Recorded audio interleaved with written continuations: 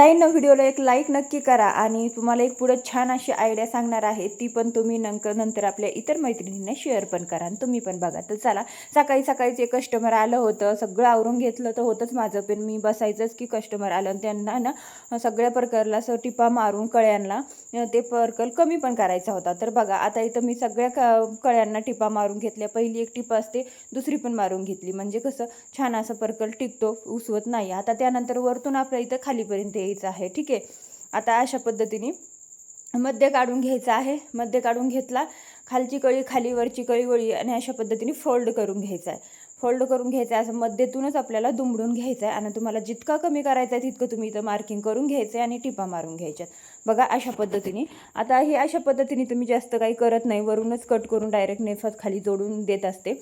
पण शक्यतो अशा पद्धतीने शॉर्टकटमध्ये केलं तर पटकन कामही होतं आणि लवकर त्यांना काम देता येतं. तर त्याच्यासाठी मग मी असं करून घेतलं, कारण ही कस्टमरनीच मला आयडिया सांगितली होती. तर मग मी अशा पद्धतीने याला फोल्ड केलं. वरून तुम्ही दाबटीपसुद्धा मारू शकता. Video like, share, subscribe. Bye.